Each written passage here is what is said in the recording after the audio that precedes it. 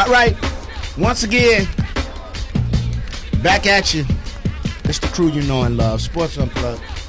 I myself am the Destin legend, Leon Rogers, and right across from me is the man that pushes all the buttons and the bells and whistles. Big Mad. What's happening, dude? Man, how you doing? I'm good. How was your weekend, brother? You know, I always have to start off the show with asking how your weekend. Weekend was all right. You know, we worked. Little money? No, little it being the operative word. Little money. I'm not going to lie. I had a great week last week. That's right. You in Miami. Spent half of it in Miami from Tuesday to Friday. Came back, participated in the Tony Schofield Hooping for the House basketball celebrity game as a coach. Coached my team to victory over Derrick Rose's brother, Reggie Rose's team. Mm-hmm. Exposed them on all accounts. My coaching skills, made adjustments, and just basically dominated the game with my playbook ability. Okay. Didn't even have a really full squad like I had last year. What was the score? What was the score? We won by 1. Okay. Yeah, we won by 1, but it was my coaching at the end of the game that really designed the play for us to get the winning bucket. So, I mean, I'm going to take full credit. That's good. Who's on your team? Of course, I had a few of the people I had last year. Shout out to my man D Hawk, Reggie, who played with us last year. Mm-hmm. Basically, I had a bunch of, mid-third round to fourth round type people. And I just made the system work. My system was flawless. My female player was terrible, Kenya Simone. Their female player had about 20 from Kenya. But I neutralized all that second half. And Reggie was just thoroughly outcoached. And he'll even admit to you that he was outcoached. Okay. So, Reggie got things on his mind, you know. I'm waiting on the phone call now from the Lakers. I heard they already filled the spot, but we'll talk about that later. Yeah, they did. I'm waiting. They did that in the middle of the night. Maybe for some assistant type stuff. Okay. Cool. But let's talk football, though. Yeah, man. Last night, the Chicago Bears. Not surprised. No, I'm not gonna say I'm surprised. Not really surprised at all. But not surprised. Only thing that I was surprised were that the Houston Texans defense reversed the roles, and they were pretty much playing the role of Chicago Bears as far as forcing turnovers. They both forced turnovers, but 4. Let's be honest. 2 of those from Daniel, Mr. Manning, spirited Mr. Daniel Manning, who first game back in Chicago after spending his first 5 years there. Should have paid that man. Well, yeah, especially when you see how the Texans use him. It's night and day, man. They should have paid that guy. Daniel Manning's one of the fastest men in the league. And can hit. Didn't know he could hit like that because he blew. Kellen Davis is like 6'9". A bum. I've always liked Kellen Davis. Yesterday he was terrible. When they drafted him, never liked him. I said the guy looks soft. The guy looks like he loses focus mentally. And I'm sorry, Chicago fans. There were a couple of plays he should have made. The hit on Daniel Manning, I give you that one. Not too many people would have held on to that ball. That was a good, clean pop. He's a big boy, though. He should have been able to hold on to that. But Daniel, it was textbook. Daniel put his helmet right between his numbers and with the ball. The third down pass from Jason Campbell that he dropped. He jumps up in the air. Supposed to snag that. Yeah. Gronkowski snags that. And hold on, we've seen him catch it before in the back of the end zone. Jimmy Graham catches that ball and catches balls that are coming in faster than that. And then he falls down and lays there like. Well, you're supposed to once you mess up like that. You're supposed to something happened. That's just the rule. You're supposed to do that. Somebody buy me something. I bruised my vagina. I'm tired of that, man. I'm look. You miss Greg Olsen more and more when you see what he's doing in Carolina. Right. And Greg Olsen's really missing Jay Cutler. Oh, my God. Imagine Greg Olsen I know. in this offense right now. I saw too many catches from space. I'm like, you're not supposed to be catching balls. You're a blocking tight end. This is not why we brought you here. I'm like, okay, when it comes to the Bears right now, I was reading a column by Michael Wilbon, and they're just not ready yet. No. And the thing is that the defense played well last night. Even with Arian Foster, Arian Foster basically had 2 series where he just dominated. And I can live with that because he usually dominates the whole game. A tough 100 yards. Yeah, because in the second half he only got 20. You know what I'm saying? So I wasn't really upset with the defense. The defense played well last night. We turned over the ball 4 times, they gave up what? 13 Let's points? Be honest, you held the offense to 13 points. 1 touchdown. 1 touchdown, 13 points. Late in the game. One of the highest scoring team. Now, the weather hurt both teams. I mean, we're both playing on a terrible track. So, I don't have any problem with that. The thing is, the Bears' offense sucks. And it shouldn't. Not with all those weapons. I won't say it sucks. They just take too long to get started. Because they moved the ball against Houston. They moved the ball. They did. They shot themselves in the foot. They only had two first downs in the first half. Yeah, I get it, but let's look. Let's count it though. Mm-hmm. Daniel Manning pop and fumble recovery, and then Michael Bush fumble. They were moving the ball. Yeah, and it's not like they had an issue with moving the ball against the Texans. They were just shooting themselves in the foot. What I have a problem with was the uninspired play calling.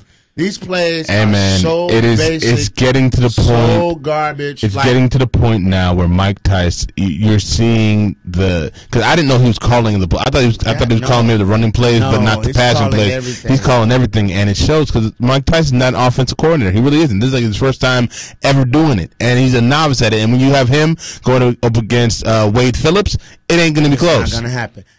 Here's my deal. If Philly decides to let Andy Reid go in the middle of the season, go pick him up as your offensive coordinator. He's not going to take that job. Why not? Because there'll be plenty of head coaching jobs available for him. And who where? Andy Reid will have it. When he gets let go, he will get picked up as a head coach somewhere. He's not gonna but he's going to want the right head coaching job. I don't think he's just going to go say, Cleveland, I'm available. He can chill for 2 years. I don't know. I think if enough money was laid out, he'd come be an offensive. But that's another topic altogether. Then you have Cutler getting hurt with the concussion.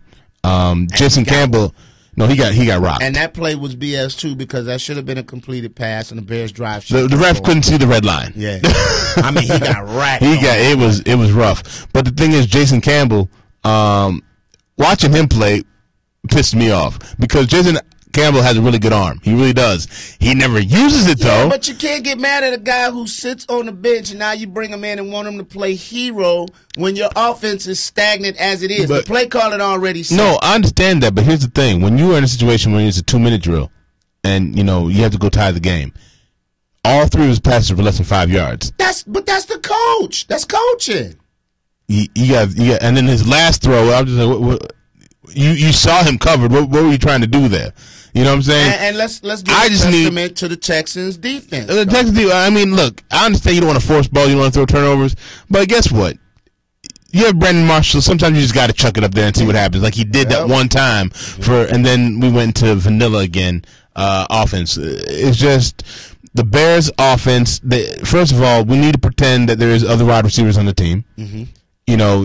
I love Brandon Marshall. Other receivers have to pretend that there are receivers. Look, I'm not seeing what's going on all the time, but Brandon Marshall can't be the only guy you throw the ball to. Earl Bennett is decent. I get it, but it's a trust thing, dog. Like, I'm going to tell you the one. Earl Bennett has been his guy. It's because he had no choice. It's like eating Totino's pizza rolls because there's nothing else left in the refrigerator. What I'm saying is this. The whole play that symbolizes Jay Cutler's trust and the Bears' offense trust in Brandon Marshall. This summed it up greatly. There's one play. James Joseph is all over Brandon Marshall. He literally sticks his arm out on like he's posting up in the paint. Right. And Jay Cutler floats this ball, and Brandon Marshall grabs it with one hand while fending off James Joseph. I was like, that's just saying I don't trust anybody. I would rather float this ball up with the chance of it getting picked off because I know you're gonna go make a play on the ball. Then let anybody else go get the ball because there was plenty of times where Earl Bennett was open in the flat. Nah. I'm gonna take my chance with 1-5. Now, this is where we miss Alshon Jeffrey. Yes, he would have made a big difference in the game last night. And I hate when people say we. Let me take that back. This is where the Bears miss Alshon Jeffrey because I don't play it down football for them.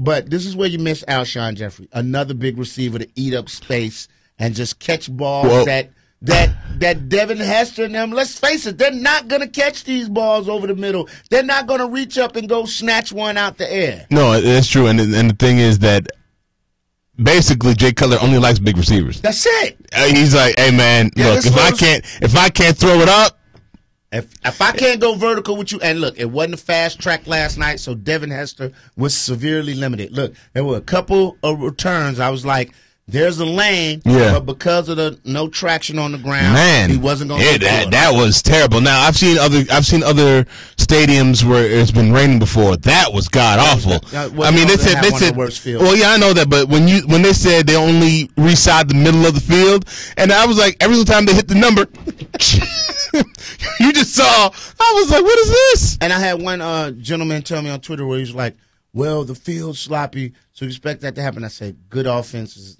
don't care what the field looks like. You tell that to the Saints. You tell that to the New England Patriots. Look, you check tell this that out. to the Denver bad Broncos. fields is bad for the defense. Because you have to react, right? And you're slower to react if you don't trust the floor underneath you. So I don't want to hear that. The Bears' offense needs. Hiring Mike Tyson was an issue. They need a jolt. They need some type of energy burst. Here's the thing, though. Here's the only thing that plays into the Bears' favor. When you look at all the other good teams in the NFC, they all have weaknesses. San Francisco, pretty much next week, they're playing a mirror image of themselves. Basically. Great defense and an offense that really can't put points on the board, but you got to be worried about Kaepernick running now if Alex Smith doesn't play. Okay? Same thing with Jason Campbell and the Bears. Right. He might tuck it and run. The Atlanta Falcons, we don't know what they're going to do in the playoffs. So everybody has weaknesses. Green Bay's defense is not all that, and their offensive line is suspect too. Aaron Rodgers is just the difference there. So everybody has weaknesses. Minnesota, if they should happen to get there, the Saints defense, Adrian Peterson, just amazing. That's got to be the comeback. He's got to be the comeback player. It's amazing to me. Hands down. He shouldn't be doing what he's doing right now. Well, we know Tim Jennings and Charles Timmons should make the Pro Bowl this year. Yeah, they should be up there for Defensive Player of the Year too. Yeah. Right up there with Watts. But until this Bears offense learns how to get out the gate early and get on top of people and start clowning them, they're gonna forever be that team that's right there, but can't get over the hump. All right, when we come back, we're going to talk more NFL. Philadelphia Eagles. Yeah, just Vic. Dumpster fire. Vic, yeah. Is he done in Philly? We know Reed is. We just talked about Atlanta. We're going to talk about Atlanta being undefeated. Who is the best team in the NFC? We're going to talk about the Saints. that. Have they turned their season around with that win? It's all coming up on Sports Unplugged, man. Brought to you by Miller Lite. Just Blaze. Oh, baby. Killer. All the girls see the. Look at his kicks. Look at his car.